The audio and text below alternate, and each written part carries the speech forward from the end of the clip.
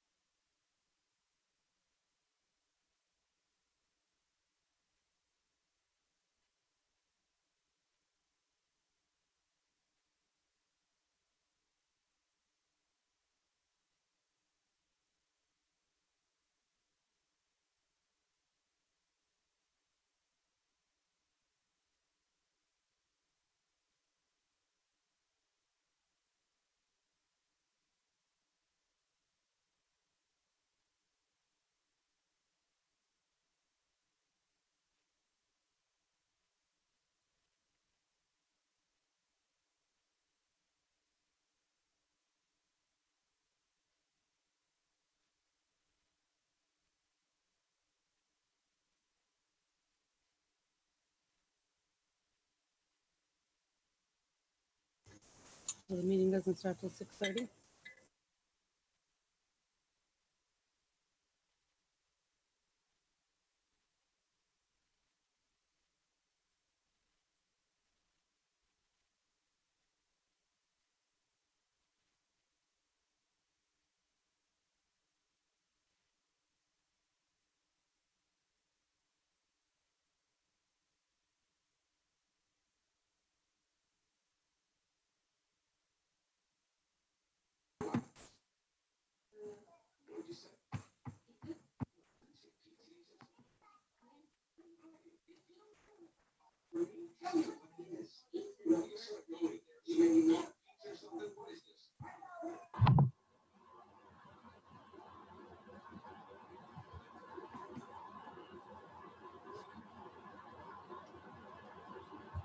Hello? Brennan, you're muted.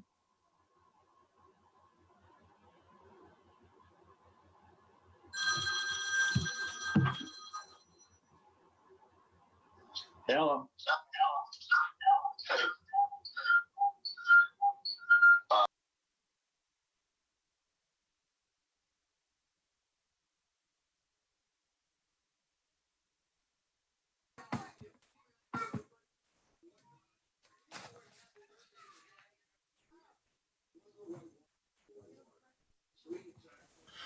So we, as a board, cannot, based on how our meeting was posted, we cannot go live until 6:30. So we will hang back till 6:30.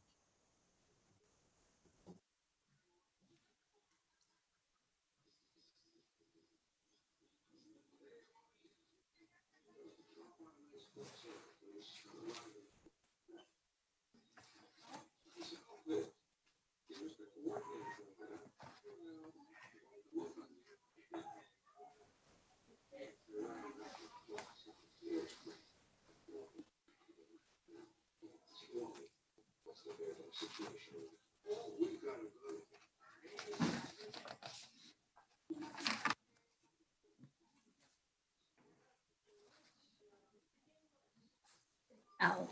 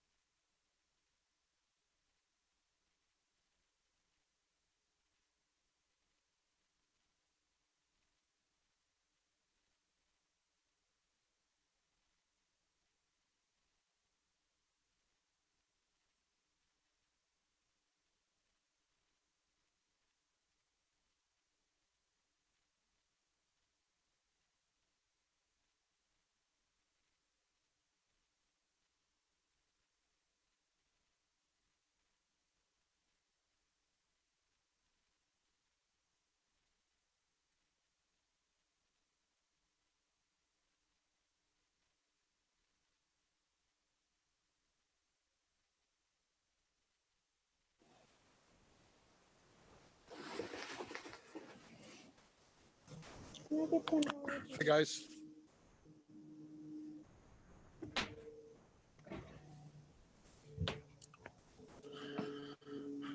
Let's see what we got 1 more minute to go. We have Mary Jo Lafreniere, Amy Ritterbusch, Irfan, and myself. And there's Brian. So we got 5. As soon as it hits 6:30, I will open this open meeting. Actually, I've already opened the meeting. Right. I'll confirm member access.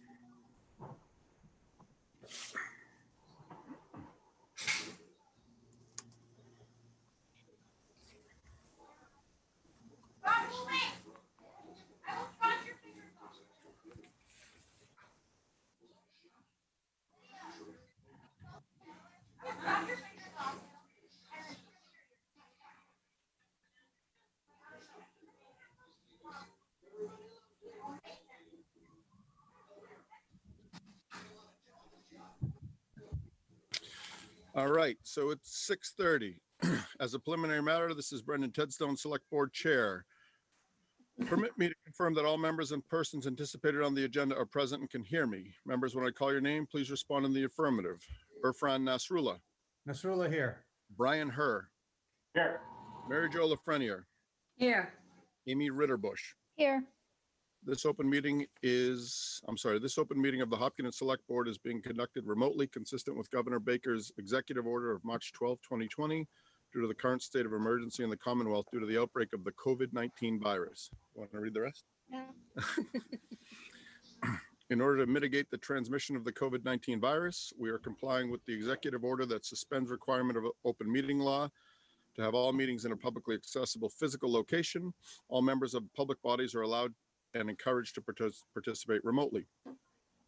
The executive order, which you can find posted with agenda materials for this meeting, allows public bodies to meet entirely remotely as long as the public body makes provisions through adequate alternative means to ensure interested members of the public are provided reasonable access to the deliberations of the meeting. Ensuring public access does not ensure public participation unless such participation is required by law. For this meeting, the Select Board is convening by video conference via Zoom webinar as posted on the town's web meeting calendar and the board's agenda identifying how the public may join. Additionally, the meeting may also be broadcast by HCAM through one or many of its channels or platforms. Please note that this meeting is being recorded and that some of the attendees are participating by video conference. Accordingly, please be aware that others may be able to see you, and take care not to screen share your computer. Anything that you broadcast may be captured by the recording. Meeting business ground rules. We're now turning to the first item on the agenda. Before we do so, permit me to cover some ground rules for effective and clear conduct of our business to ensure accurate meeting minutes. I will introduce each speaker on the agenda. After they conclude their remarks, the chair will invite board members to provide any comment, question, or motions. Please hold until your name is called. Further, please remember to mute your phone or computer when you're not speaking. Remember to speak clearly and in a way that helps generate accurate minutes. For any response, please wait until the chair yields the floor to you and state your name before speaking. If members wish to engage in dialogue with other members, please do so through the chair, taking care to identify yourself. Not every agenda item will feature public comment. For the public forum of this agenda, the chair will work with the meeting host to call on each pre-registered speaker to make their comment. Each speaker must begin by identifying their name and address. Each speaker will have up to 2 minutes for their comments. Finally, each vote taken in this meeting will be conducted by roll call vote. Let's stand and recite the Pledge of Allegiance.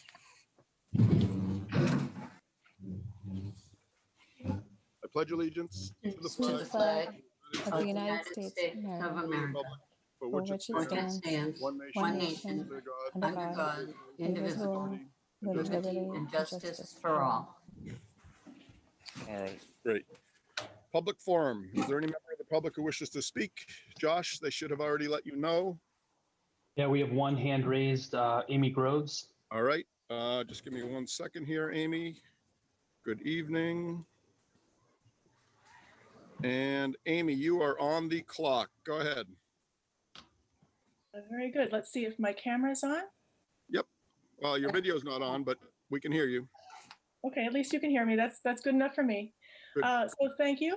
My name is Amy Groves. I'm at 2 College Street. And I have provided you with my full name and address because this is the way that we address the select board in public. Recently, people have been allowed to use a select board meeting to publicly attack a member of our community under the cloak of anonymity, lest they themselves be publicly attacked. This logic is odd, and the fact that anonymity was allowed is disturbing to me. This is surely the slipperiest of all slopes, and it should not become precedent. People need to take the responsibility for what they say in public. When people state their name and address, they're saying, I'm proud of what I'm saying, and I will stand behind it. I will stake my reputation on it. Reputation is what makes people think carefully about what they're going to say. And concern for our reputation elevates the public discourse for the good of our community. Open meetings are supposed to be just that, open, never hidden, except as required for an executive session. Now, some of the people who addressed the select board anonymously claimed that they were doing so because they were concerned about their safety. But the select board should not be making decisions about whether or not a person is safe. That's a matter for the police to decide. They're the ones who are qualified to do that. Therefore, I respectfully request that the select board add to its procedural documentation an indication that people or groups addressing the board through virtual meeting, in-person meeting, or email read at a meeting be required to state their full name and Hopkinton address. If they are not Hopkinton residents, they should be required to state their connection to the town and its relevance to the topic at hand. 10 seconds, Amy.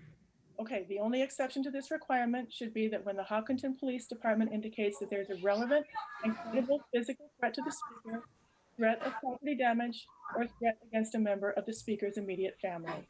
Thank you. Thank you. Thank you. All right. So There's one moving more forward, hand raised, just so you know. All right, Josh, you can so they're supposed to pre-register, but go ahead, Josh. You can live and Sundar up. And that's it. Hi, this is Sundar Sivaraman from 20 Carriage Road. Can you hear me? Yes, Sundar, how are you? Good, Mr. Chairman. Thank you. I have the same concerns as the previous caller. I would like to understand if state regulations or town guidelines were violated when anonymous comments were taken up in the previous select board meeting and accusations were thrown around. So for me, it is more around whether state guidelines and town guidelines were violated, whether it was for a good cause or, in this case, in my opinion, to throw accusations against a person. So I'd like to understand this, and if indeed this was not as per town guidelines or state laws, I would urge that we have some clear guidelines for this. And that is my humble request to this board. Thank you. Thank you.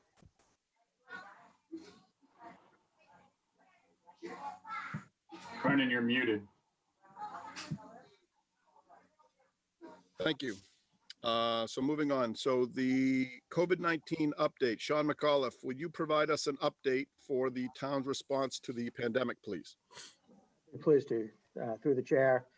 To date, we've had 140 cases. We have 0 active cases. 127 have recovered and 13. For the record, the state has us at 141 cases, but this is, we believe, an error and related to some resident getting retested, and they're testing positive because they still have bits of DNA in their system. But of note from all of this, last week we transitioned from the unshaded metric to the green risk metric because we recorded 6 cases over a 14-day period.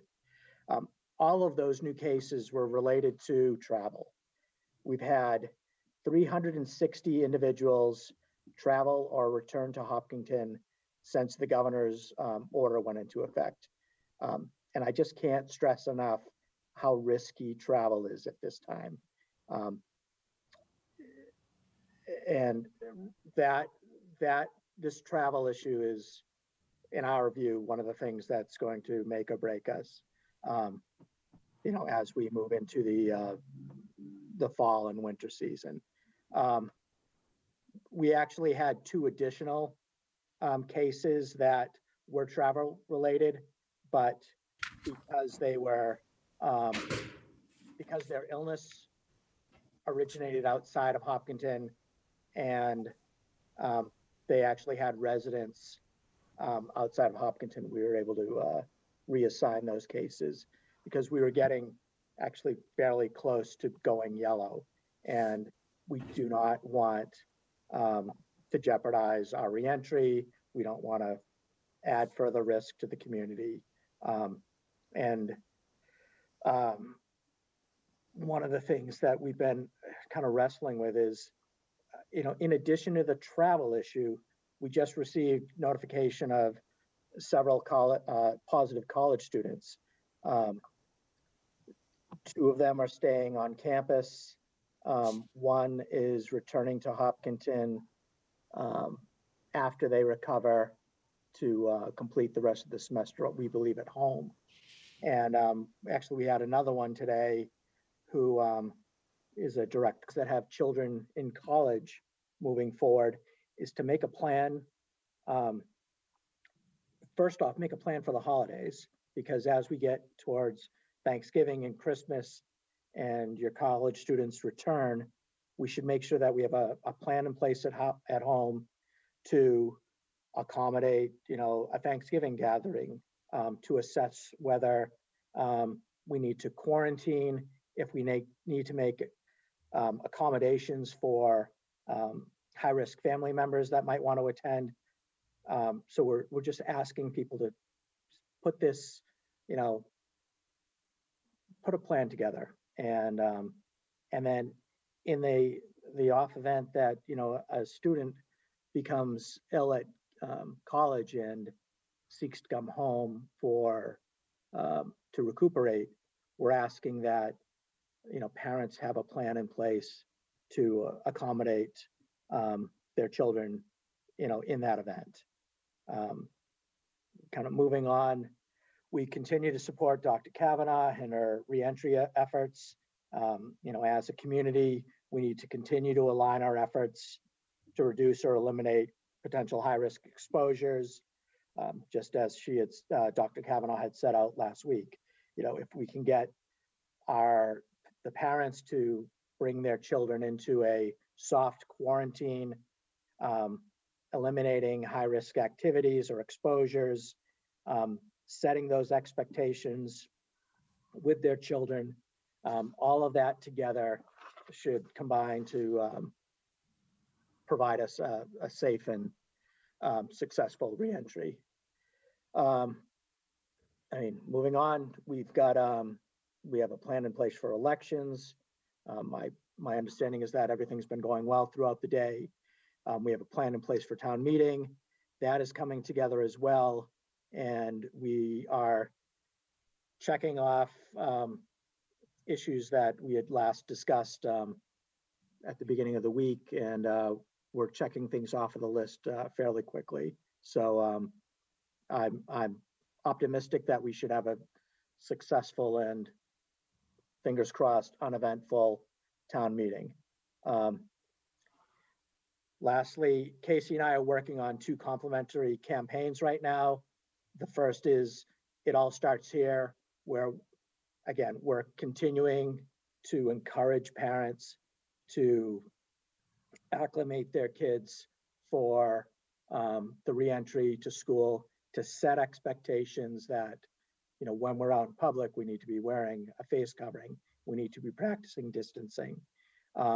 And if we take that time at home, if we spend that time with our children, again, we're confident that we can have a safe and uneventful reentry. With that, we're also introducing this Hopkinton Promise, where we're asking residents of Hopkinton to kind of lay down all of the differences, to really just accept the fact that we're in a new world. COVID has altered really every aspect of our life. It's created a lot of stress in our lives, but we're asking people to kind of rally around that common issue and say, look, I don't care what your political party is. I don't care about really any of the differences that exist. We need to fight this together.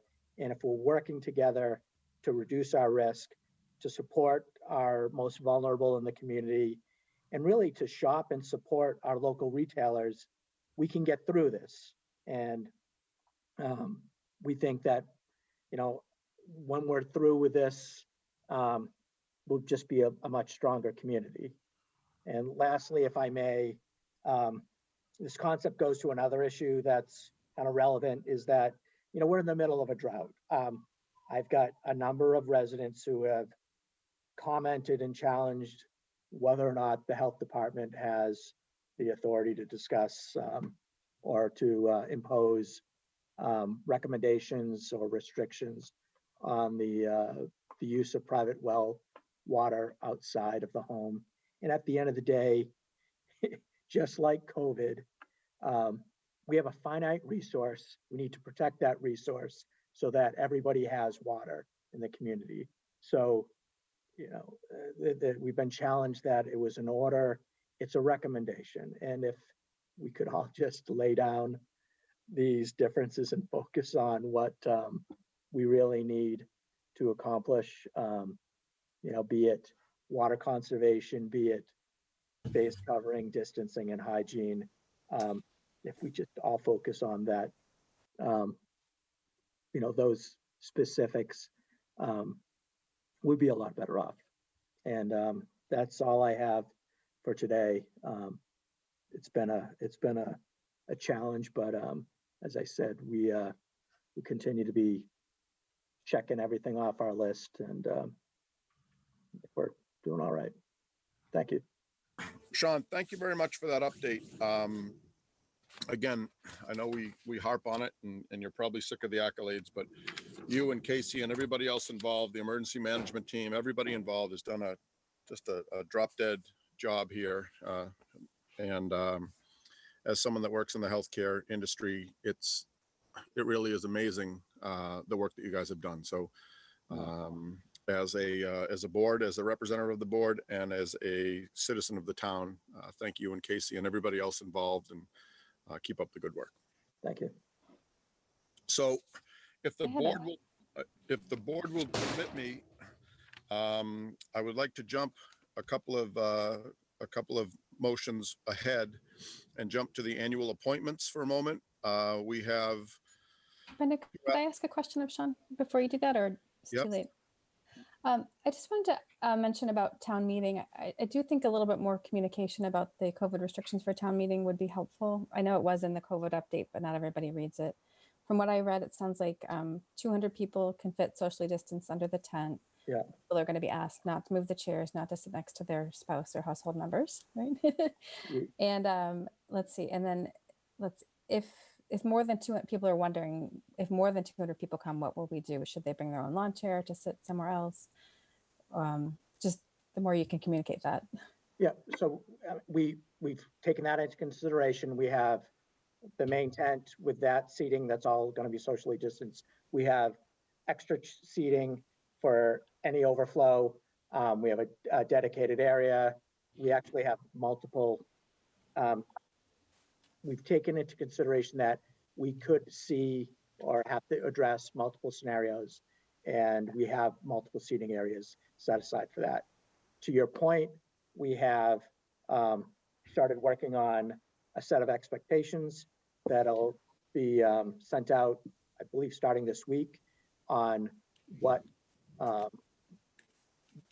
the arrival, the queuing in line, what all of those expectations are going to be, how we can take precautions, and just what we can do to just further secure a successful town meeting process.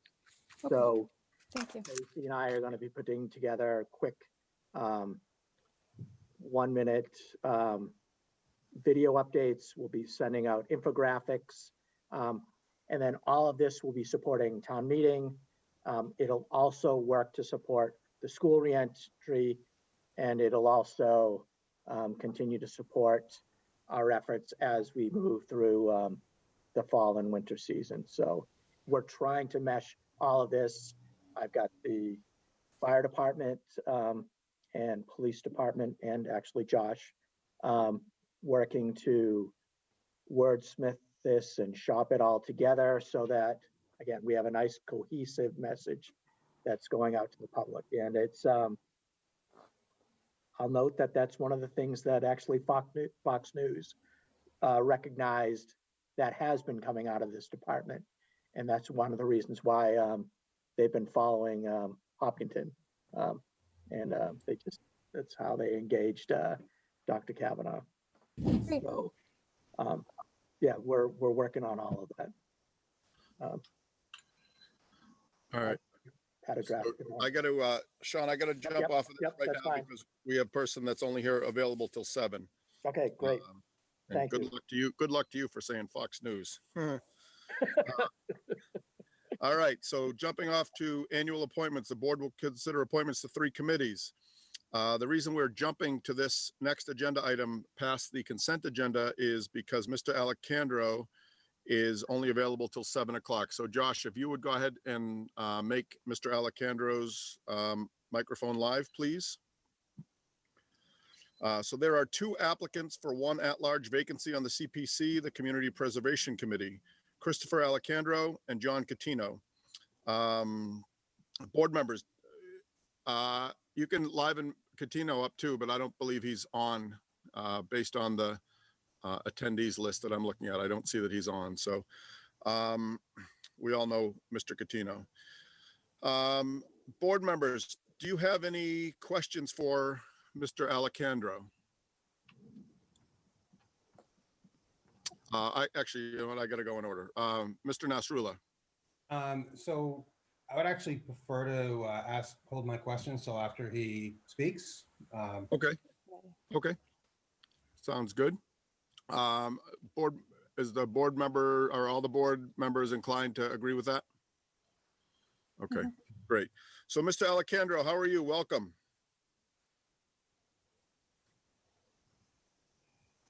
Let me see. Is he on? Yeah, he's muted. He Okay. dropped off for a second and is on his way rejoining again right now. All right. I see he is on with a mic, no video. Mr. Alicandro, how are you? Welcome.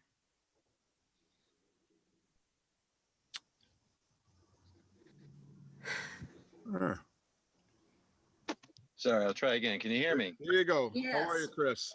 Sorry, I had some audio visual difficulties. Thank you. And I dropped out for a little bit when you started, Brendan, so I apologize. So if you were addressing me in some context, I need to ask you to repeat yourself. No, it's okay. So before the board has any questions, the board has requested that you tell us a little bit about yourself and why you are interested in the position. And then the board, we will go by roll call vote and ask you any questions that may come up. That'd be great. I appreciate that. And thank you, Select Board. I appreciate the opportunity to talk. My name is Chris Alicandro. I live on 59 South Mill Street with my wife, Sherry, and my daughter, Marissa, who's going to be starting her sophomore year in high school. We've been residents of Hopkinton since 2002. So October of 2002. So we've been a proud part of this community for 18 years. And we're pretty tight within the community. I work as a director of sales for a company called Fleer Systems. I work out of my home. I do substantial travel pre-COVID, but within the community itself, I'm quite heavily involved with St. John the Evangelist. I run the local Knights of Columbus for Ashland and Hopkinton. So we have a community of about 160 people that I work over. I'm actually have to run in a few minutes because I'm part of the Hopkinton Country Club Charitable Foundation Board, and we have to make some appointments. And that's a little background of me. I have applied for this position because I have deep roots here, not as deep as some, like you, Mr. Tedstone. But I feel proudly for the town that I live in, and I feel I could serve in a very good capacity. I have good business sense, and I have good sense of community, and I know the difference between right and wrong. So I'll leave it at that. Great. Thank you. So board members, any questions? Mr. Nasrullah? Mr. Alicandro, so you're applying for the community preservation, so that's CPC. How involved have you been with town meeting and the allocation of funds with CPC? So, in full transparency, I haven't been significantly involved. I've been to town meetings, but I haven't had any direct intervention or interaction with the CPC in the past. Okay, and are you familiar with their inner workings and how things go there? Familiar at a high level at the inner workings, obviously, since I haven't participated in it directly. It's all second hand and third hand, but I have a reasonable understanding of how the committee works and interacts with all the other committees as well. Thank you. Thank you. I'm all set. Okay. Ms. Lafreniere? Hi, what made you choose the CPC over, there's so many boards and things we have in town. Why did you choose CPC to apply for? That's a good question. I'd say the answer is if I look at the charter of what the committee actually does, and that it's really for, as the name entitles, the preservation of the community and helps direct what this community can and will look like in short term and long term. I'm a long term thinker, so I think that I'd like to participate in something that's going to shape the community as a whole. Thank you. You're welcome. Okay. Ms. Ritterbusch? Yep. I wanted to ask, so CPAC every year has a lot of very worthy projects that come before them, open space, historic resources, recreation, and community housing, but they only have a limited amount of funds every year. So how would you make your decision? How would you do your decision-making process to prioritize which projects you'll move forward? And how will you get public feedback on that process, during that process? Well, there's a lot there, Amy, so I'll try to unpack that in a brief way. So it's a very good question, but we all, both in our professional and personal lives, have to prioritize different projects that we have based upon their value and their impact and the cost within the associated funding that's available. So, working with the other CPC members, we need to evaluate all the opportunities, all the risks, the funding, the short-term, long-term impacts, and then make sure we get all the facts together. Because I'm a fact-based person. I'm not a speculative person. I'm a truly fact-based person. And then be able to put the best argument forward for the town of Hopkinton and get appropriate feedback. Did I answer your question? Yeah, I guess so. All right. I think I skipped over Mr. Yeah. Sorry about that. I think our colleagues have done a nice job asking questions. I'm all set. Chris, thank you for stepping forward. I appreciate you putting your name in the hat here. My pleasure. And all right, so I don't have anything either. So I will entertain a motion if there's anyone that wants to make a motion. Mr. Catino, wait, before we do that, Mr. Catino is not on, correct?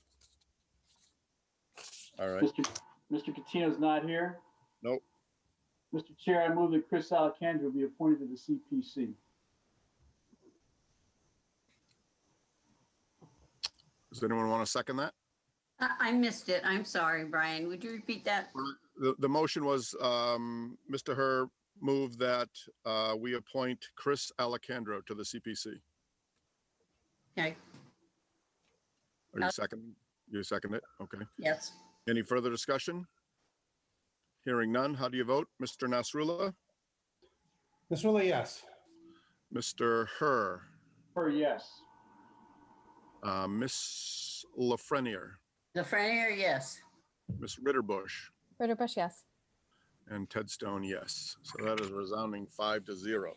So thank you very much, Mr. Alicandro. Welcome to town government. I'm sure you're going to love it. I appreciate it very much. I look forward to working closely with all of you. I appreciate your time and your consideration. I'll let you get on with the meeting and looking forward to the next steps. Yes, sir. Right back at you. Thank you. Thank you. Thank you. So there are two applicants for the two openings on the Permanent Building Committee. Dan McIntyre, who's requesting reappointment, and Curtis Smithson, a new applicant. Former member Mark Gates has decided not to seek reappointment, and we thank him for his years of service on the committee. Board members, do you have any questions? Let me see, who do we have on? We have Mr. Smithson, but I think to Mr. save Smithson some, applied for planning board, so we spoke to him. right, yeah, we have a couple weeks pretty good ago. idea. Yep, we have a pretty good idea what he's about with Quite a resume. being a builder and whatnot. So seeing that there's 2 applicants for 2 openings, I will request a motion to appoint Dan McIntyre and Curtis Smithson to the Permanent Building Committee to terms expiring 6/30 of 23. So moved. Second. Second. Any further discussion? Hearing none. How do you vote, Mr. Nasrullah? Nasrullah, yes. Mr. Herr? Herr, yes. Ms. Lafreniere? Frenier, yes. Ms. Ritterbusch? Ritterbusch, yes. Mr. Tedstone, yes. Welcome aboard, Mr. Smithson, and Dan McIntyre, welcome back. Thank you. The Conservation Commission has designated Jim Ciriello as its representative on the Upper Charles Trail Committee. I request a motion to appoint Jim Ciriello to the Upper Charles Trail Committee to a term expiring 6/30 of 23. So So moved. moved. Oh, second. Any further discussion? Hearing none. How do you vote, Mr. Nasrullah? Nasrullah, yes. Mr. Herr? Herr, yes. Ms. Lafreniere? Frenier, yes. Ms. Ritterbusch? Ritterbusch, yes. Tedstone, yes. So I'm going to jump back to the consent agenda if the board is so inclined. The board will consider approving a consent agenda consisting of number 1, approving the minutes of the August 18, 2020 Select Board meeting. 2, accepting a $500 gift to the fire department from Albert and Karen Irvine. And 3, accepting the deed of M.G. Kane Properties and approve the acceptance by the Conservation Commission of care, custody, and management and control of 3.1 acres off Lumber Street. Would any member like to pull one item out for a separate vote? I will pull out number 2. So I request a motion to approve the consent agenda as written for items number 1 and 3. So moved. Second. Second. Any further discussion? Hearing none. Mr. Nasrullah, how do you vote? Nasrullah, yes. Mr. Herr? Herr, yes. Ms. Lafreniere? Frenier, yes. Ms. Ritterbusch? Ritterbusch, yes. Headstone, yes. And speaking on number 2, that is a very generous donation from Mr. and Mrs. Irvine, Albert and Karen Irvine. And it goes to a very, very worthy cause. So thank you very much, Mr. and Mrs. Irvine, for that, that very generous donation. That said, I will request a motion to approve consent agenda item number 2 as written. Second. Oh, so moved. So moved and seconded. Any further discussion? Hearing none. All in favor? Oh, no, Nasrullah, I'm yes. sorry. I'm sorry. It's an old habit. Mr. Nasrullah, how do you vote? Nasrullah, yes. Mr. Herr? Herr, yes. Ms. Lafreniere? Frenier, yes. Ms. Ritterbusch? Ritterbusch, yes. Tedstone, yes, and it carries. Thank you very much. The FY 2021 budget updates and the 2020 annual town meeting. The board will discuss the draft motions and take positions on the few warrant articles we deferred at the last meeting. One of the articles is the acceptance of Legacy North as a public way, and we will consider that after the public hearing at 8 p.m. The other article will take a position that we will take a position on is number 20, a citizen's petition to acquire land at 71 Franklin Road. Ann Karnofsky, are you present and can you hear me? Josh, that is the phone number at the bottom of the attendees list. So if you could liven her up. Yep, she should be live. Okay. Ann, can you hear us? Muted. Great. No, I don't know if she is muted. Is she? Let's see. There we Oh, go. there you are. Okay, can you hear me now? Yes, Yeah. Ann, how are you? Fine, thanks. So could you go ahead and describe your article and its intent, please? Yes. And my article is somewhat coupled with the previous article, Article 19. It is somewhat dependent on if the solar overlay passes, but not completely dependent. Liberty Mutual sold their property at 71 Franklin Road, and it consists of two parcels, one being a forest that has been used for over 44 years by the residents of Hopkinton for trails and as a major wildlife reserve as well. And suddenly we hear of the proposition of clear cutting the forest. This area has already been highly developed and clear cut by certain housing developments. This is the last major forest left in this area. And it already does have these trails and much wildlife. It is so large that people always get lost in there, whether they're bicycling or walking, and it is very much fun to get lost nowadays in the forest. So the citizens group proposition is that the town, through community preservation funds, purchase that one parcel, not parcel 2 as the article says. Parcel 2 has already been purchased and it is not open space, but parcel 1 is the forest. And this would be in conjunction with the already Deer Run Sanctuary managed by HALT. Together, the both parcels would make up 100 acres of forest. It's of great benefit to the town and to the wildlife community. So we did come up with a plan. We will go before the Community Preservation Committee and the appropriations as well as the capital improvement. And I think we'll probably have a little help from the HALT organization in order to move this from committee to committee. I think our motive is pure. Is there anything you'd like to ask me? Because we've come up with funding and with the motion, and you have the motion, the revised motion there, right? Mm-hmm. Yep. And the article minus the parcel 2 plan will be just as written. Okay, there will be no housing included, just the forest. Okay.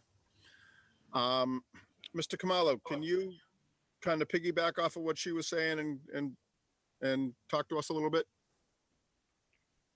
Yes. You may recall at the last select board meeting and discussion of this article, you directed staff to work with town council as well as the proponent in making sure. I don't think so. I did not call in. No. No. And Mr. Kamala was speaking to us as the board. Okay. Yes. Go ahead, Mr. Kamala. We have consulted with town council on the proposed motion to begin negotiations for the possible purchase of the property as was described tonight by Anne. Okay. As you may remember, this motion does not contain a funding authorization for actually executing a purchase. And there was some question about whether such a motion would be in order. Town council has advised that the motion as presented in the warrants and motions document is in order. Yes, affirmatively is in order? Yes. Okay, thank you. Yeah, and if adopted, it could be used to initiate consideration of this purchase. However, any actual action to purchase would require an additional future vote by town meeting to appropriate and authorize borrowing for a specific amount.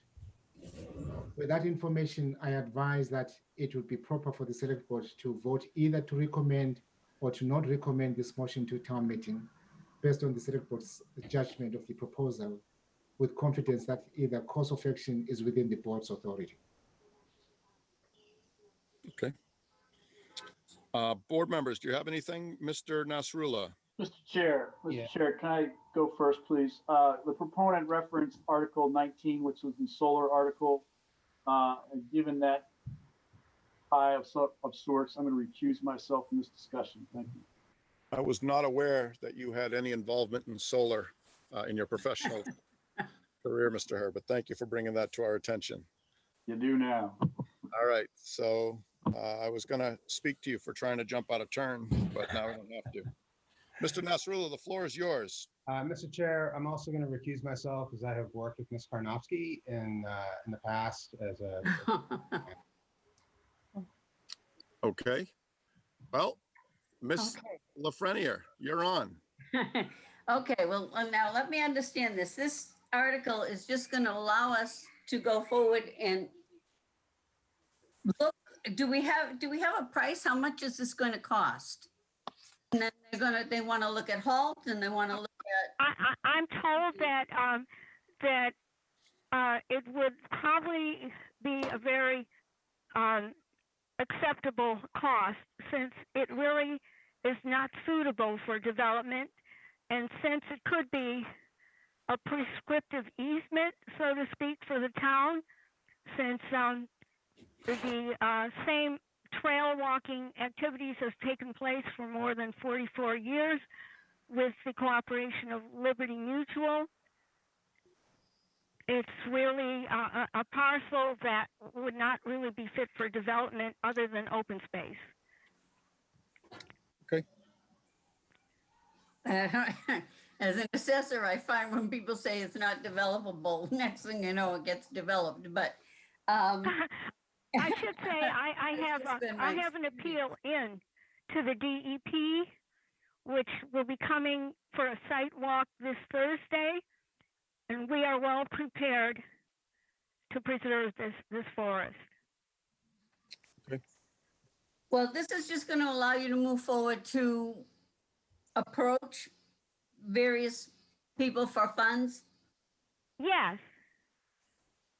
So it sounds like, Ms. Lafreniere, it sounds like what's going to have to happen is she's going, if this article does pass at town meeting, at that point she's going to have to approach the landowners, find out a price, and then come up with a price and work with us to try to come up at town meeting to purchase it.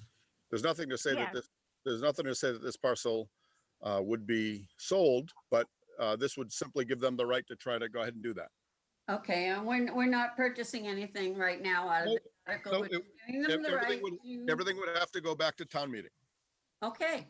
Okay. I have no problem with it then. All right. Thank you. Ms. Ritterbusch. So I think this sounds well worth it to attempt to try to save the property for open space. And since there's no financial obligation right now, I think we should recommend that it go forward, and maybe hopefully a solution can be found. Can't agree with you more. I have no questions, so I will entertain a motion. Oh, sorry. So let me request a motion to recommend that town meeting approve Article 20. So moved. So moved. Seconded. Okay, any further discussion from 60% of the board? Hearing none. Ms. Lafreniere, how do you vote? Yes. Ms. Ritterbusch? Ritterbusch, yes. And Mr. Tedstone, yes. So it passes 3-0 to 2. So, so thank you. And thank you for coming on and spending some time with us. Appreciate it. Thank you for working hard on this. Yep. Thank you. Thank you, Ann. Nice to hear. Thank you, Ann. Mr. Kamalo, could you please provide us an update on the 2021 FY 2021 budget, please? Thank you, Mr. Chair. With your permission, may I start off with an update on the annual town meeting? You may. Building upon what was shared earlier by Sean McAuliffe, I want to share with you the following. First off, there is a group in town, including the town moderator, the town manager, the assistant town manager, the deputy fire chief, the fire prevention officer, and most recently we were joined by Lieutenant Porter, as well as Sean McAuliffe. We have been meeting regularly once a week, perhaps over the last 4 or 5 weeks, just to plan for September 12th. Based on those meetings, I feel it is important that we share the following. As was stated earlier, we have managed to agree on setting up a tent that will accommodate approximately 200 participants. And the seats will be 6 feet apart with 6 feet aisles. We're also going to be providing portable toilets because it's an issue that has come up, specifically whether there will be access to bathrooms within the schools. There will be no access to school buildings. We'll provide porta potties to support the event. There will be ushers who will direct people to both the handicapped as well as regular lots where they can park. Our emergency management team will be available to assist the check-ins, especially making sure that there's proper distancing in any lines. We are planning to provide bottled water. In regular meetings, we normally would have a projector. We'll also have outside the meeting area a desk where people can pick up handouts. This time is going to be different. We're working towards putting together a voter packet envelope, which will contain all the usual paperwork, as well as hand sanitizers, as well as masks if we're able to do so.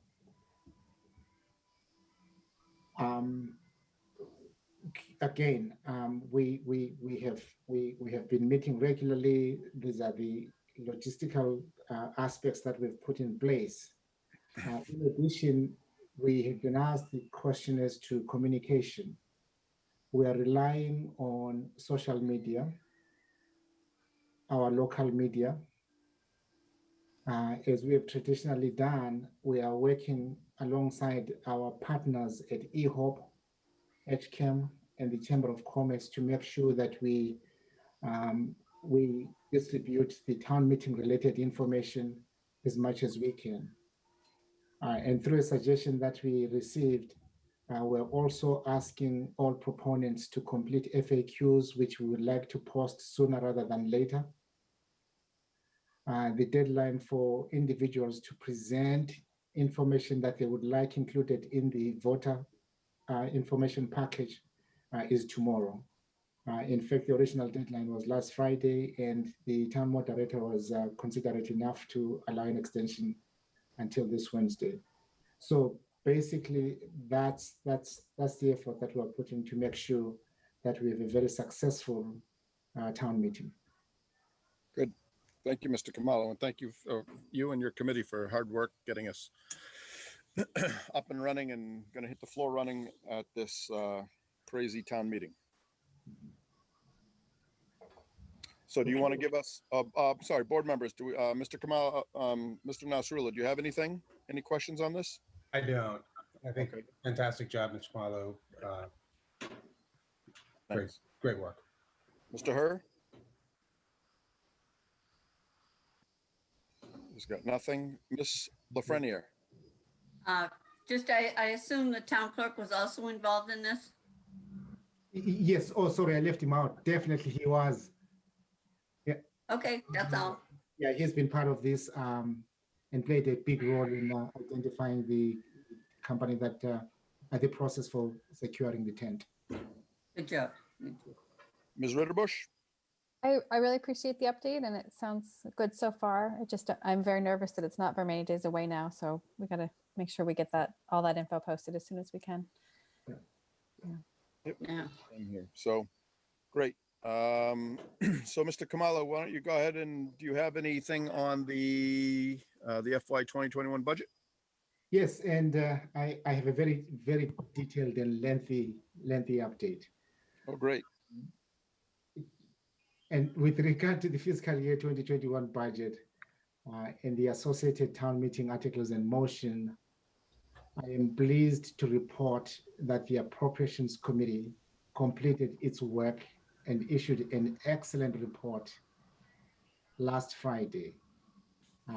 As all of you may know, over the years, I've been really pushing hard to have that report be available 14 days before town meeting. The committee, working alongside staff, met that goal. Great. The report includes final financial information in the articles for vote by the select board tonight. My report also includes a few recommended changes to the package the select board approved on August 25th. And those items will therefore require an updated vote this evening. These are the proposed changes to the motions document that I want you to be aware of. First, as was reported a few minutes ago, we did work with town council and have clarified that Article 20 is properly presented, and I'm pleased that the board did take action tonight. Secondly, the revised motions package contains final cost information for the Community Preservation Act acquisition of a parcel known as the Kalai Railroad for $60,000 to be made from available funds set aside for passive recreation acquisitions, and a corresponding change to the overall dollar amount to be spent from CPC funds. This change, which was approved by the Community Preservation Committee and which will be considered by the Appropriations Committee tomorrow night, does not require a select board recommendation. But I just wanted to mention it for the board's situational awareness, because it is a change from the package that you previously reviewed. Thirdly, at the last meeting, there was a question regarding if the town meeting will be approving a specific lease for the International Marathon Center on East Main Street. Town Council has clarified that the town motion will be asking town meeting to authorize the select board to negotiate a 99-year lease on such terms and conditions as the select board deemed to be in the best interest of the town. Fourthly, we have added 151,054 from certified free cash to supplement the Parks and Recreation Enterprise Fund, and $68,946 from the Parks and Recreation Enterprise Fund's retained earnings to the Parks and Recreation Enterprise Fund. This addition has been made to the supplemental appropriations article. I will provide more detail later with regard to the reasons behind this transfer to the Parks and Recreation Enterprise Fund. Entitled to this, I would like to recommend your approval of a set of changes that modify the approach to funding the Hopkinton Parks and Recreation Program. For the past several years, Hopkinton has covered all parks and recreation activities within a dedicated Parks and Recreation Enterprise Fund. And I think it was formed back in 2010, 2011. Revenue in the fund has included an array of individual and group user fee charges and an annual operating subsidy from the general fund. The town has been working through challenges in this fund for a number of years, including but not limited to the following. Some user fees, such as fees for use of Sandy Beach, have been purposefully set below the cost of operating the site to provide affordable access to this valuable amenity for Hopkinton families. Some locations, such as the Town Common and EMC Park, have been maintained by the fund with almost no user fee revenue stream. The Fruit Street complex has been operating within this fund with a contractual obligation to set aside annual revenue in excess of operating costs for eventual renewal of the turf fields. The annual operating subsidy from the general fund, along with operating surpluses from other user fee programs, have been used to try to cover the high-level program costs, maintenance costs for the town common and other locations, and community offerings such as movies and concerts on the common that are provided without user fees. The combination of all these different financing approaches in a single fund has made it difficult to track surpluses and deficits from the various elements of this diverse program, difficult to track the actual application of the operating subsidy from the general fund to the specific other cost areas within the department, and difficult to accurately predict overall financial results from year to year. While these challenges have been evident in prior years, COVID-19, did I say that? COVID-19 created a perfect storm for Parks and Rec programs financing in FY 2020. With fee-generating programs substantially curtailed from March onward, and while many costs have continued to accrue, including costs to maintain and operate the common, EMC Park, Sandy Beach, and to pay non-seasonal staff who have continued to manage the overall program. While Federal CARES Act funding is available to the town for many purposes related to the impacts of COVID-19, it is specifically, as we have said before, not available to replace lost revenue as the town experienced in the Parks and Recreation Enterprise Funds. Town hall staff has been working with the Parks and Recreation Commission and staff to sort the situation out as we close the books for FY 2020. And the result of that analysis is seen in the proposed modification to Article 1, which I referenced earlier, recommending the use of 68,946 from the Parks and Rec retained earnings and an additional 151,054 from the certified general free cash to cover some of the expenses for fiscal year 2020. The question may come up. In the past, we have referenced the retained earnings as an amount that is out there available for the enterprise. In this case, it is noteworthy that there is an additional 334,000 in Parks and Recreation retained earnings. But the town has agreed by contract to preserve those funds for the eventual renewal of the Foot Street fields, therefore leading to the recommendation for the $151,000 transfer from the certified general fund free cash.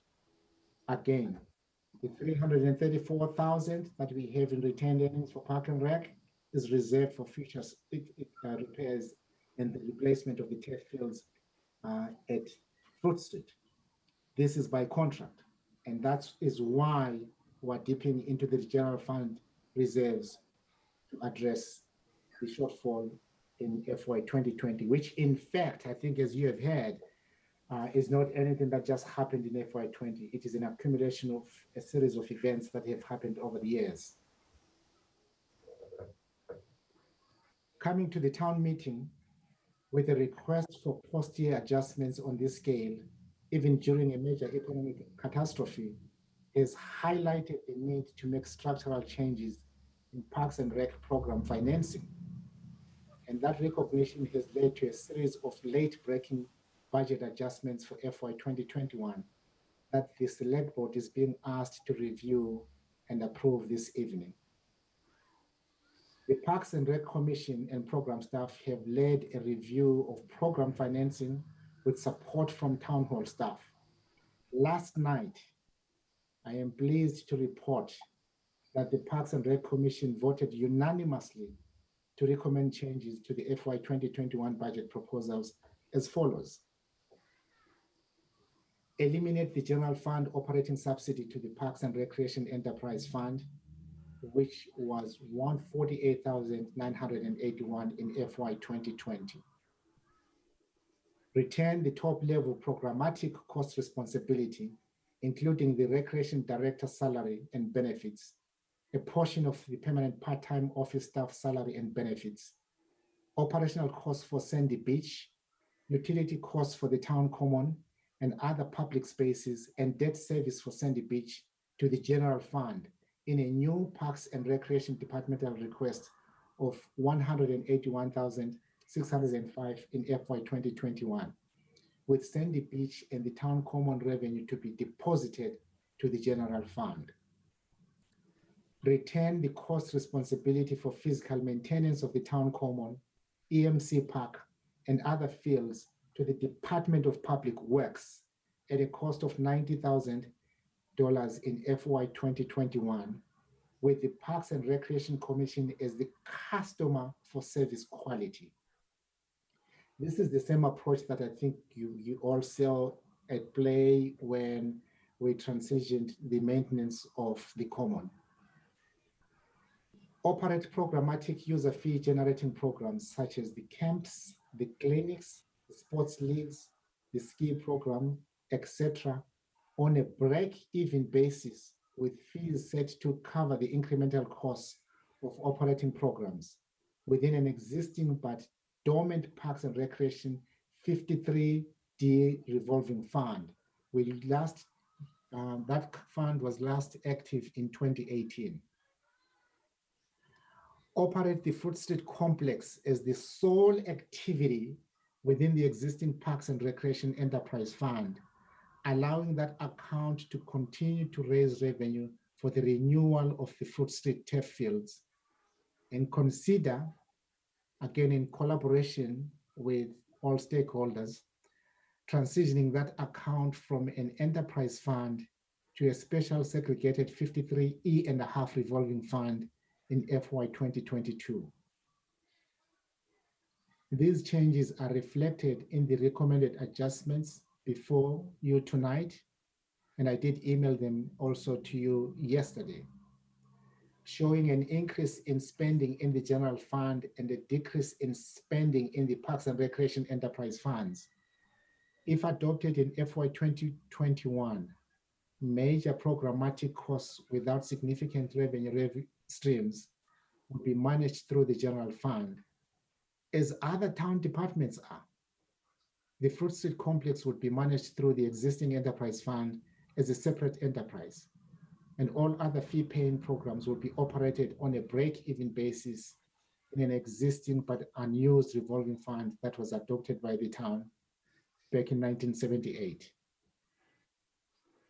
Why do this? Here are the benefits of making this change. Operation of the Fruit Street Complex as a separate cost and expense pool will provide improved annual financial operating result visibility and the opportunity to segregate and accumulate earned surpluses for field renewal and improvement.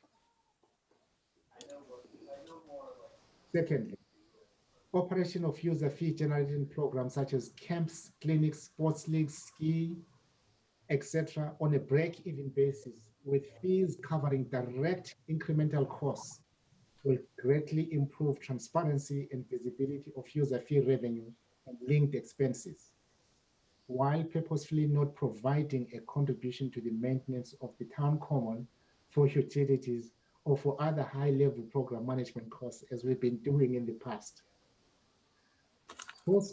Thirdly, costs for the program management, utility costs for public parks, and debt service for Sandy Beach in a general fund, Parks and Recreation Department budget will be transparent and traceable with improved variance analysis tracking visibility. Costs for this wonderful amenity for the community, Sandy Beach. The cost for Sandy Beach operation as a general public amenity with public safety and other costs that substantially exceed the revenue potential of the amenity will show as a cost in the general fund under a Parks and Recreation Department budget and under the DPW budget in a transparent and traceable way with improved variance analysis and tracking visibility. Lastly, costs for maintenance of the town common, EMC park, and other fields will show as costs in a specific line item in the Department of Public Works budget in a transparent and traceable way with improved variance analysis tracking visibility. As I stated previously, the Parks and Recreation Commission unanimously recommended this approach at its meeting last night, and the Appropriations Committee unanimously voted to recommend these changes at their meeting on August 27th. These changes are already included in the published Appropriations Committee report. While I regret the late-breaking nature of this recommendation, it was a complex matter for the Parks and Recreation Commission and Town Hall staff to work through. And I believe it is better for the town to take both the funding action in Article 1 that is required by last year's operating deficit and the proactive funding realignment shown in Article 5 to set the stage for the sound continuation of Hawkinton's excellent Parks and Recreation program in fiscal year 2021 and beyond. With that information and this lengthy, very detailed presentation, I respectfully recommend that the Select Board vote to approve the revised warrants and motions document pertaining to this matter that have been provided tonight. Thank you, Mr. Kamala. You were not telling us a fib when you said this was going to be a long one, but it's a reflection of a lot of hard work done by you as well as all the colleagues that you've been working with. So thank you for that. Chair, So, yes.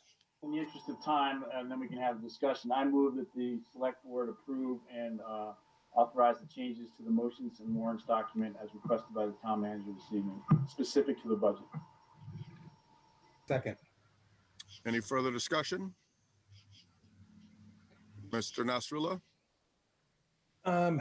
So I'm a little unclear on the real benefits here, because it almost seems to me like this is a bit of a shell game, just kind of moving pieces to different funds, which I know is a large part of what happens in the budget process. But is there a general savings, or is this more about the stability of Parks and Rec programs?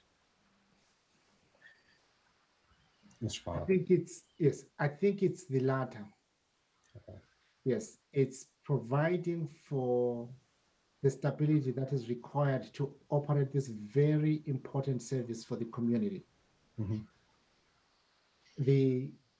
It needs to be said that under the new structure, we will bring visibility to the flow of the revenue stream and the expenditures. Over the years, there has been a discussion in town about some of the work and the services that the Parks and Recreation Department provides to this community without a clear identification of the funding source. Now we will have that. Okay, that makes a lot of sense. Thank you. Mr. Herr? No questions. I'm glad that Parks and Rec has weighed in and Appropriations has weighed in. As long as they're all on the same page, obviously a lot of work that's been done, so I'm good and fully supportive. Thank you. Ms. Lafreniere? Well, I agree. I think that Parks and Rec services are extremely necessary for the town, and they've been doing a good job as we go along without without the funding. So I'm on board. Great. Ms. Ritterbusch? Yeah, it all makes sense to me. I'm just really glad to hear that Parks and Rec has already reviewed it and approved it, because I would want to recommend it if they were not on board. But sounds good to me. Completely agree with you. Great. So we have a motion. It has been seconded. We have ended discussion. Mr. Nasrullah, how do you vote? Nasrullah, yes.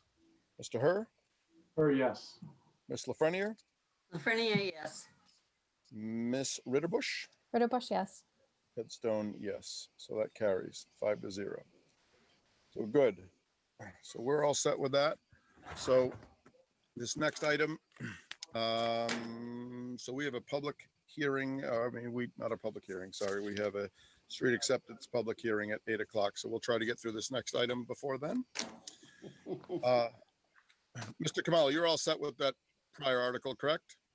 Yes, so long, I think, Elaine, for the record, it will show that the vote taken by the board tonight pertains to the changes on Article 1 and Article 6, which is the budget. All right, so there's an extensive amount of reading on this next issue, and it is getting dark on my porch. I'm going to try to read this, and then on the next item, I'm going to move inside. So this is an open meeting law complaint. An open meeting law complaint has been filed with the Select Board by Darlene Hayes relative to the August 18th, 2020 Select Board meeting, public forum agenda item. When an open meeting law complaint is filed, the board is required to review and respond to the complaint within 14 business days. The board must consider whether there has been a violation of the open meeting law, and if so, determine whether any remedial action is necessary to correct the violation, and then take that remedial action. We are required to notify the complainant of the remedial action taken, if any, and notify the Attorney General of the board's response and description of any action taken. In our packet is the complaint and information on the open meeting law for our reference. The complaint alleges that I and we violated the open meeting law because we did not require the name and address of two people addressing the board during public forum and allowing two emails to be read without providing the last name and address of the writers. Board members, I hope I can speak for the whole board when I say that we believe an open and transparent government is essential to the democratic process and that we fully commit to complying with the open meeting law. That being said, I do not find that the open meeting law requires speakers at public meetings to be identified by names and addresses. Do you have a different assessment? All I find is a provision stating that no person shall address a meeting of a public body without permission of the chair, and all persons shall, at the request of the chair, be silent. Furthermore, to the extent that the board may have an informal policy that individuals identify themselves prior to speaking is simply a board policy and not a requirement of the open meeting law. In fact, the August 2020 edition of the Division of the Government's newsletter addressed the requirements around public comment and stated clearly that it is within the chair's discretion to decide how to receive public comment. Board, is there any discussion? Mr. Nasrullah. Have we consulted with town council on this? Yes. And was his opinion, are we allowed to hear what the opinion is? Yes, in fact, if I may, through the chair, Yes. Mr. Mayeris is available to join the meeting now. All right, Josh, if you would liven up Mr. Mayeri's microphone.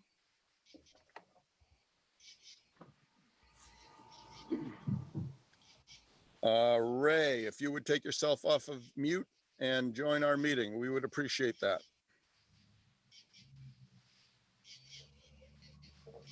Okay, here I am. There you are. Thank you, Mr. Mayeris. Yes, you're very welcome. Okay, so yes, as Brandon indicated, we received this complaint is dated August 20th, and it alleges essentially two things: that the board permitted individuals to speak during public comment without identifying themselves first, and that the board read two letters into the record without disclosing the identity of the senders. Both of those allegations are essentially factually correct, but neither of them alleges an actual violation of the open meeting law, in my opinion. You correctly address the part of the open meeting law that says no person shall address a meeting of a public body without permission of the chair, and all persons shall, at the request of the chair, be silent. That provision therefore gives you, as the chair, the authority to determine who may speak or otherwise participate at the meeting. There is no requirement in the open meeting law that an individual provide a name or address before speaking at a meeting. Many boards have that as a policy. In the case of this board, it appears to be an informal policy. That is, it's not written down as part of the selectmen's rules and regulations. But even if it were, it would certainly be within the discretion of the board to deviate from that policy if it so chose. So whether or not you agree with what the board intended to do, it is not really the issue. The issue is just, is this a violation of open meeting law? So I would suggest that the board direct me working with Norman to prepare a response indicating essentially what we just said here, that whatever the merits of the disagreement on the substance of whether or not the board should have acted differently, there is not actually a violation of the open meeting law. And so we should respond in that way. And it's necessary to provide that response. In addition to Ms. Hayes, we have to provide it to the Attorney General. And that will complete at least this part of the review of that complaint.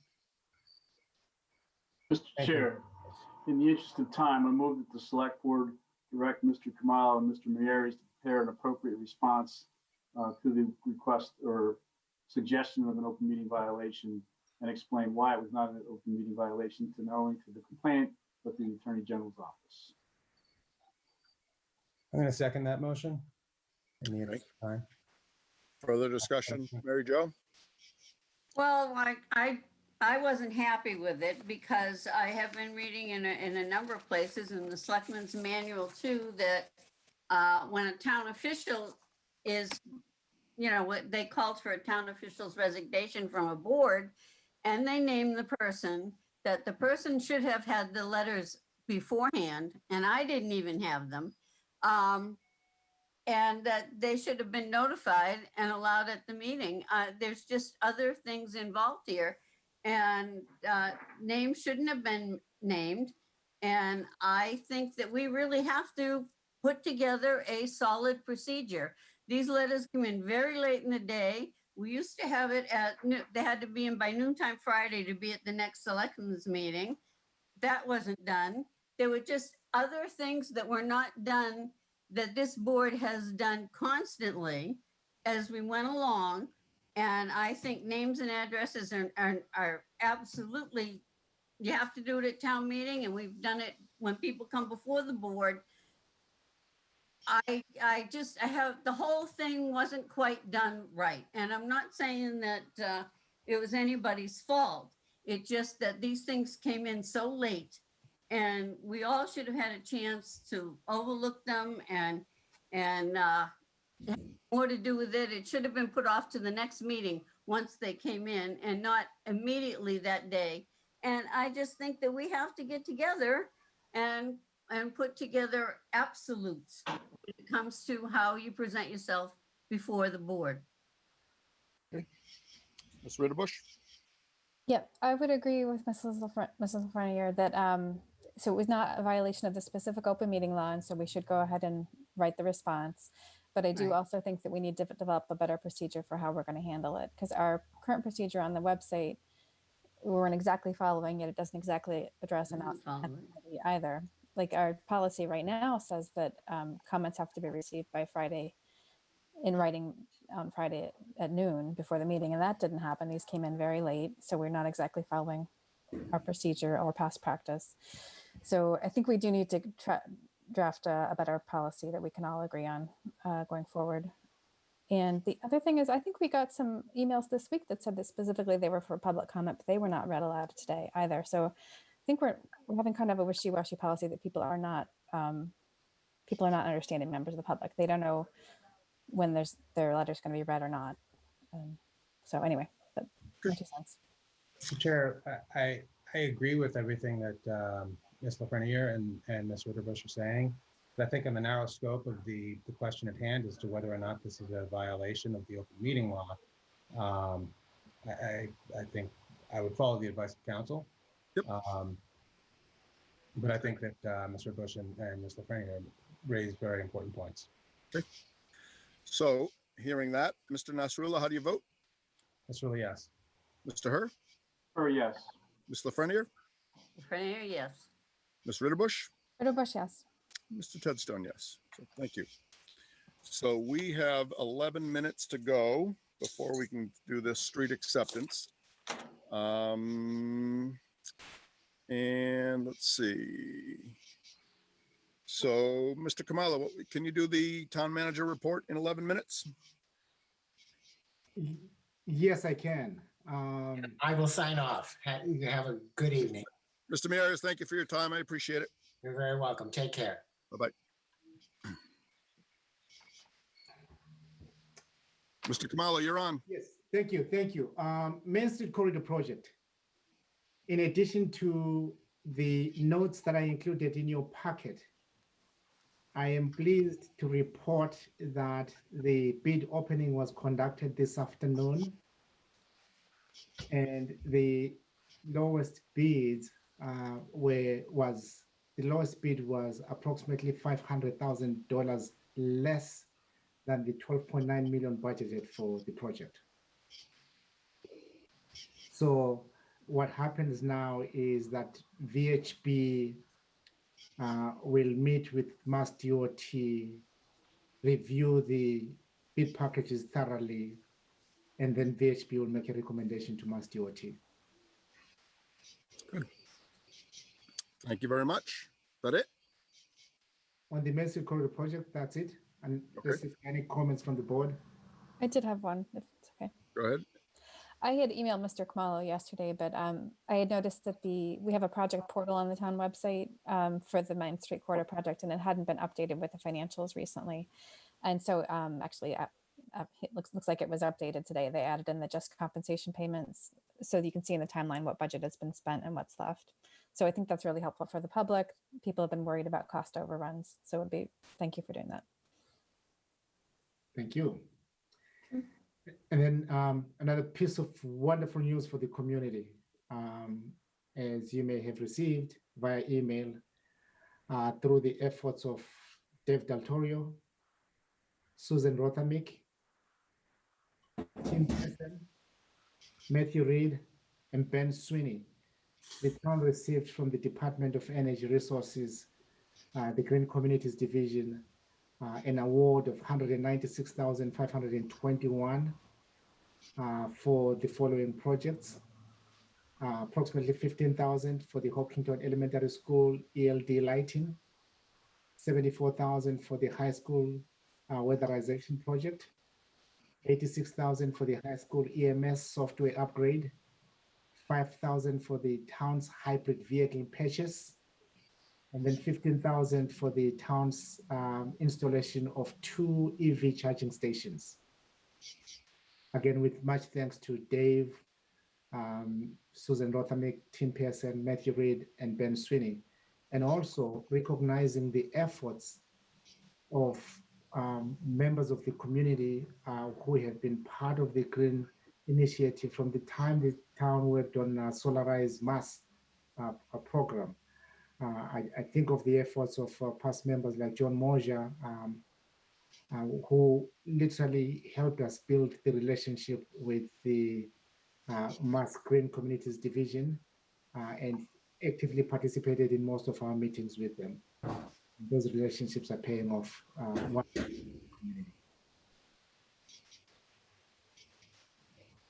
Okay. What else you got, Mr. Kamalo? Or board, do you have anything on that? That's great news. Yep. Fantastic news. I have no questions. Good. All right. 7 minutes. Are you all done, Mr. Kamalo? More said. Thank you, Mr. Chair.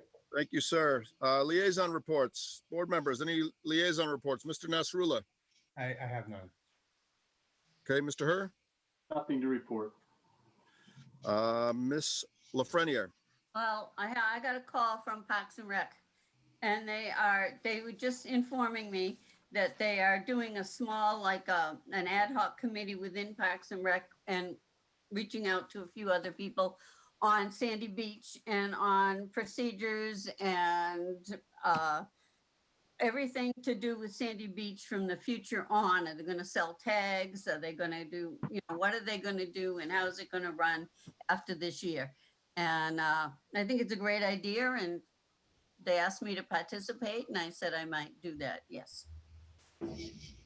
Good. Ms. Ritterbusch. I was just going to note, let's see, the MAPC, I can't remember if I mentioned this last time or not, but they have put out this pledge to take action on systemic racism that many other towns, mayors and town councils and city councils have signed on to. And that might be something that we should consider for a future agenda item. And then, as you saw also in the agenda, we have the Chalk About Change event tomorrow. We're going on at the schools and town hall, and everybody's invited to do it at home, socially distanced. So I think that's great. That's actually a pretty good program. We implemented that at the assisted living that I work at, where the my patients' families that are unable to see their loved ones come by and they write messages on the sidewalk with chalk, and they've been doing that since March, and it's a pretty uplifting thing. It's a pretty good program. Kids in my neighborhood have been chalking the sidewalks all summer, and some of them are getting really, really talented in the things that they do. And I gave them the brochure, and they're all looking forward to participating from Bob Valley. And in my house too. Good. And I have nothing on the liaison reports. 5 minutes, future board agenda items. Mr. Nasrullah? Yes, I think we should actually talk about codifying and creating a policy on, naming anonymity at public forum and giving your name when you speak and address. Okay. Ms. Lafreniere? I'm sorry, I just missed that. I still think, I do think we have to get together and put policy down in writing on every. Yep. Mr. Nasrullah just brought that up. Yep. I agree. Ms. Ritterbusch? Let's see. I think I've brought this up before. The planning board is working on their master plan action items, and I need to get together on that, and I'll bring that to a future meeting, probably after town meeting, because the select board had action items that we may or may not have completed. Okay. Mr. Herr, anything? So perhaps to help our colleagues with the policies and procedures of the select board in advance of a future agenda item, Mr. Kamala, if you could circulate the policies and procedures manual that we have now and get that out to everybody, and they can look at that, propose changes. That would probably be an efficient way to do it, because one does exist. And this whole topic of who gets to speak when, at the bottom line for a public meeting is nobody gets to speak unless the chair recognizes them. That's state law. Everything else is what we want to do here locally to try to get people involved and keep people involved. If we want to add policy to that process, it has to be through that manual. So I would encourage the town manager to circulate that to everybody, and then we can go from there. Works for me. Sounds about right. So we have 3 minutes to go before this. The next agenda item is my favorite one of the night, the motion to adjourn, but we cannot do that yet. So let me just go back to my page here that I have to get to. Okay. All right, if we're just waiting for 3 minutes, I'm going to step away for 2 minutes. I'll be right back. All right.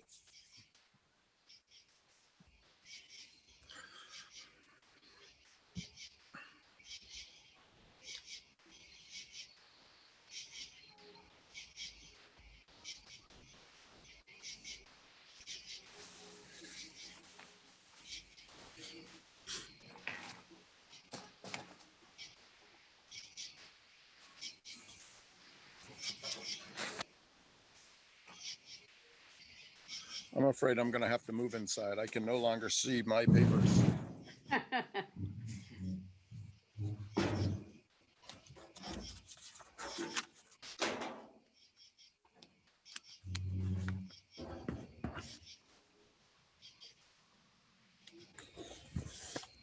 Mr. Herr, Ma'am.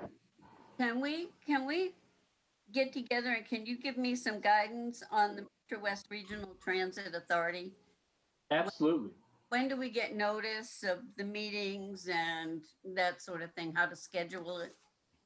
Yeah, so Mr. Kamalo has to send a letter from the chair of the select board to Ed Carr, who's the executive director of the FWRTA, Eddie make Carr? formal announcement. And then Mr. Carr and Eva and a couple of others will be in touch to call a meeting. They'll generally meet one-on-one, and that with a new member coming on. I'd be happy to go to that meeting with you as part of the transition. With Mr. Kamala, have we had an opportunity to send that letter yet? I believe I signed it. Yes. Okay. Check our records. So it's coming, Mary Jo. I'm happy to go whenever you want me to go. Okay. Well, you know, it's funny you mentioned Eddie Carr. We grew up together in the same neighborhood. He's a great guy. He was my best friend, so it'll be nice to reconnect with him. Yeah, he's a great guy. He does a great job. He's really grown that organization. Good. All right. I'm excited to join. Seeing it's 8 o'clock. Next item on our agenda is the street acceptance public hearing, Legacy Farms North. I call the street acceptance public hearing to order. The purpose of this public hearing is to hear from the public relative to the proposed acceptance of Legacy Farms North as a public way. There's an article in the September 12 annual town meeting warrant to accept the street as a public way. We have received a report from the planning board recommending acceptance, and we anticipate a report from the DPW director as well. At this time, I would like to open it up to the public for comment. Please use the raise hand feature to let the meeting host know you would like to make a comment. When it's your turn, identify your name and address for the record. Mr. Chair, had we opened this meeting prior and then continued it, or is this a new public hearing? I don't think we did open it. No, we Chair, I didn't. move that the select board open a public hearing for the street acceptance of Legacy Farms North. Second. Second. Second. Okay, any further discussion here? None. How do you vote, Mr. Nasrullah? Nasrullah, yes. Very yes. Ms. Lafreniere? Yes. Ms. Ritterbusch? Ritterbusch, yes. Tedstone, yes. Okay. So now, are there any members of the public that wish to make a comment? Seeing none. So I guess, Mr. Caballo, is there anything you'd like to add to this? Through the chair, I believe the DPW director is available to give an update on the state of the roadway in question, as well as the board may have to read into the record the report from the planning board. Okay. Mr. Kamalo, is the Legacy Farms North Road ready for acceptance, in your opinion? Through the chair, I'll defer to the DPW director. I do not see the DPW director on our list of panelists or attendees. There is one cell phone. I guess that's him. It's my understanding that the Legacy Farms North Road is almost complete. I'm sure Mr. McDowell would have a punch list item in front of him that he thinks he's got to finalize, but I think we're getting really, really close. So we can certainly do a motion when we get to it that says upon successful completion of the punch list items. I know that's what we're down to. Is Mr. Westerling on the call at all? Not seeing him. So, all right. Mr. Dowell is present. Okay. Ginny. Josh, if you want to go ahead and liven up Mr. McDowell's microphone. Ginny McDowell. Oh, probably. Sorry, can you hear me? Yes, absolutely. Good evening, sorry, Mr. McDowell. I'm using my wife's computer, thank you. So we did meet with the planning board last week. We've got a list from Beta that we've been going through. We actually met Beta on site today, and we're probably halfway through the list. My guess is by this time next week, the list should be complete. We're actually meeting with some town officials and with Beta to walk it again tomorrow to go over the finite items that are remaining. And it's down to a pretty short list at this point. Okay. So I guess I will request a motion to close the public hearing, seeing that Mr. Westerling is not here. So moved. Second. Any further discussion? Mr. Nasrullah? Yeah, I mean, I would really like to hear from Mr. Westerling before we actually vote on this. It's encouraging to hear Mr. McDowell saying that, the punch list is small, but yeah, I would like to hear from Mr. Westerling, I guess. Yep. So as Mr. Hurst said, will there be is there the ability for us to move forward with this if it does get to an approval stage, pending the review of Mr. Westerling? See, there's a letter from the planning board that might clarify some of this. Yeah, the letter from the planning board said they needed to finish a couple of things. But it says they have performance guarantee. Yeah, performance guarantee. Mr. Chairman, if I could. Yes, Roy, go ahead. So in meeting with the planning board, we believe at this point, maybe at the extreme end of the things, I would say it's maybe $10,000 worth of work, could be 5,000. Just to let you know, we have an outstanding bond for $776,000. So, and my guess is the planning board is not going to release the bond until the work is complete and the road is accepted. So I think we have a significantly high level of interest in getting this done to release that bond. Okay. In fact, if I may. Yes, sir, Mr. Kamala. I understand Mr. Westling may be with us now. If that's his cell phone, the 732 number. If not, I do not see him on the attendees, and I do not see him on the panelists. So unless his... Josh, is John on? Mr. Chair, we can take the vote to close the public hearing, and then we can keep going with some of this other stuff. We want, they just don't have a right to speak.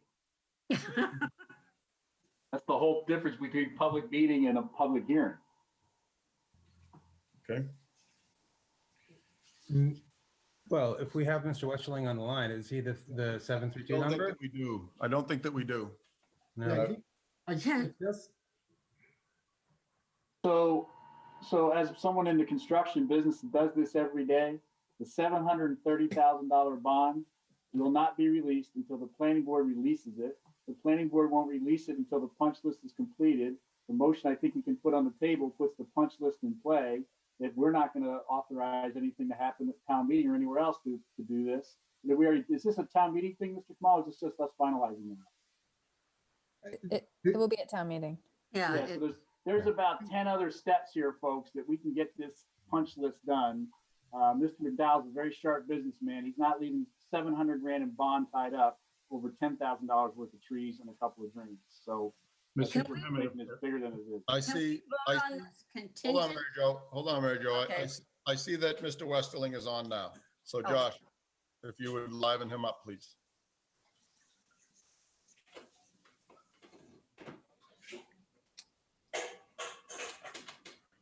It's actually under Luann Westerling. Okay. All right, they can speak now. Yeah.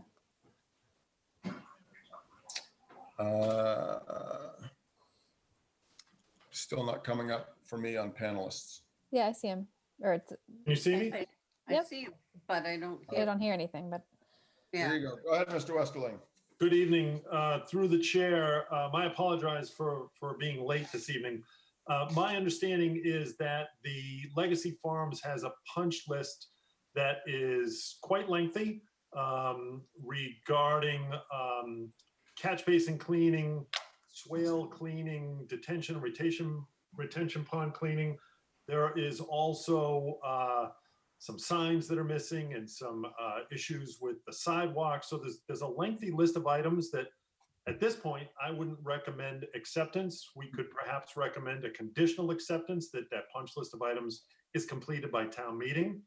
John, we need buses going up that road, picking up kids.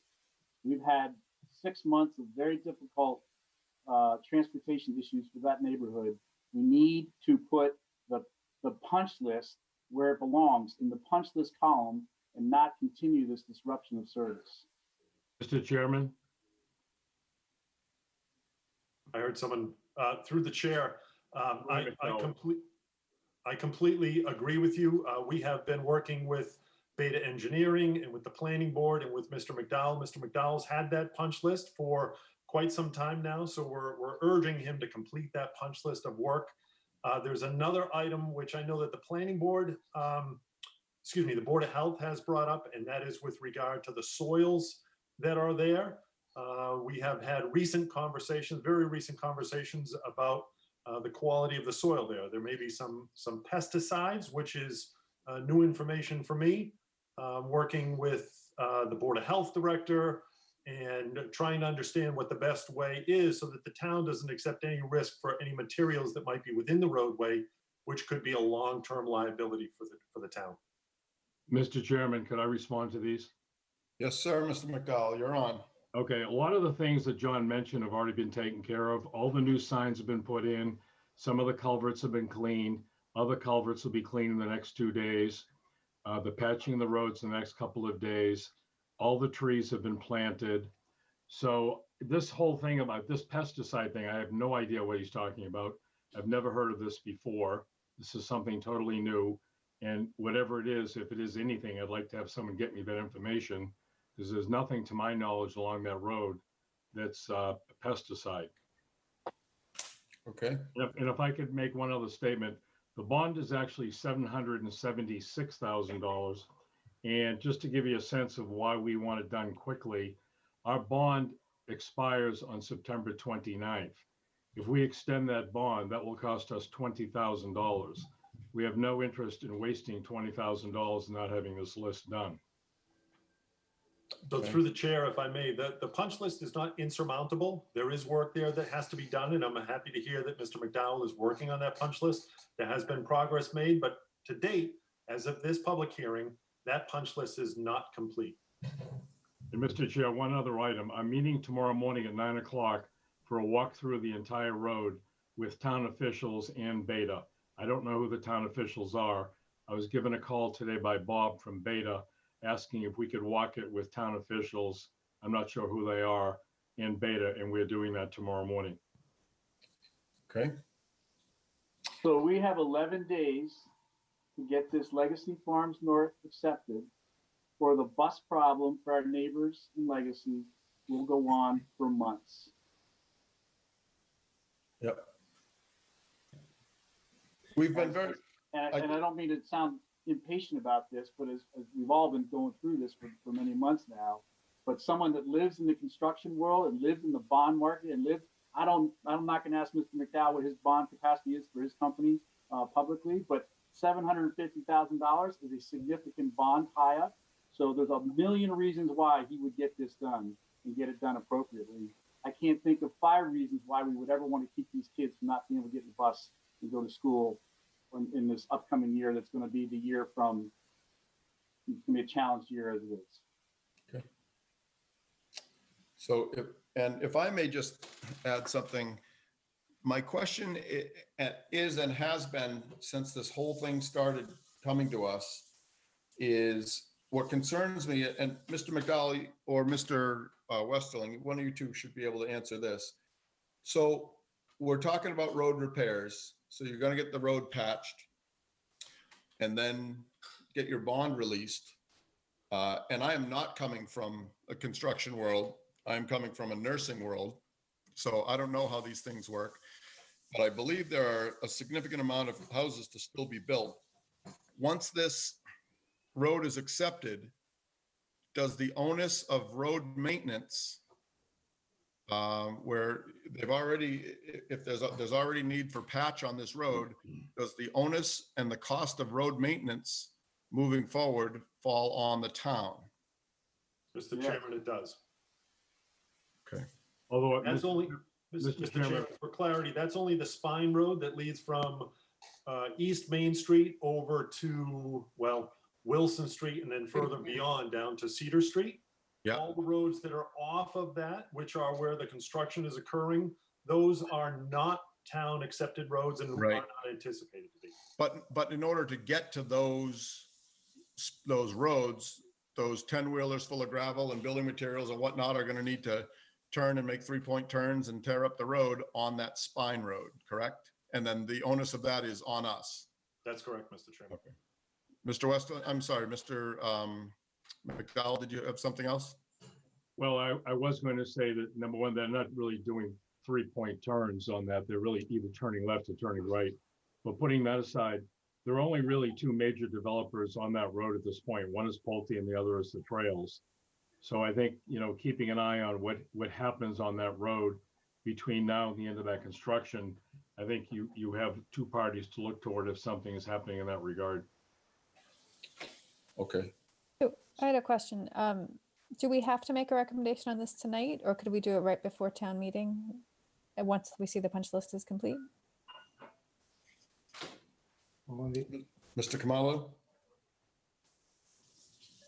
The board could make its recommendation next Tuesday. 'Cause I really want this to happen, I have to say. Like, I want the buses to be able to go on the road and to be accepted, but we have to all be comfortable with it too. Right. Is there a way of okaying this, say, next Tuesday, contingent on having something done by a date before the town meeting? Like we can vote yes and have it contingent, and if it's not done, then it's null and void. We vote again. Mr. Chairman, Yes, Can that sir. be done? could I make a recommendation if you're meeting on Tuesday evening to make that final vote? Could I make a recommendation that on Tuesday during the day, midday, I walk it with John Westerling? So Mr. Westerling can report back to you that he's satisfied if it's not 100% done, it's done within some small amount of minor detail. Absolutely. I think that's a great idea. Compromise. I think that would make us all more comfortable. That certainly works for me. I mean, I think, I want these kids to be able to get on the bus. I Yep. think it's been a mess out there and I really want to see this happen. But, in the interest of the town, I think would like to know that everything is done right. Through you, Mr. Chairman, I'm happy to do that next Tuesday with Mr. McDowell. I would also request that we have Beta, the engineer for the planning board there, who's created that punch list, but I think that's an excellent idea. Great. Okay. So, I would like to join you if that's okay. got a big construction background there, Joe? Well, I've assessed a lot of property. Thanks. All right. So, where do we sit? We Can we close the vote hearing. to close the hearing? Yeah, I believe the motion's been made and it's been seconded, right? Yes. Okay. Okay. So, Mr. Nasrullah, how do you vote? Yes. Mr. Herr? Or yes. Ms. Lafreniere? Frenia, yes. Ms. Ritterbusch? Ritterbusch, yes. Tedstone, yes. All right, so what's the motion here that Mr. Chair, I move that we delay voting on decision for accepting the road until after next Tuesday's walkthrough, and we make our decision next Tuesday. That, if I may, that vote is not necessary. It's clear from the record of the meeting that the discussion has been continued to the 8th. Okay, so we have no action here, Mr. Kamalo? At this point, no action. Okay, great. So we are all set here, apparently? In that case, Mr. Chair, I move that we adjourn. Second. Is there any further discussion from the board? Hearing none. So, Mr. Nasrullah, how would you like to vote on that? I would like to vote yes. Ms. Lafreniere, Frenia, yes. Ms. Ritterbusch, Ritterbusch, yes. Tedstone, yes.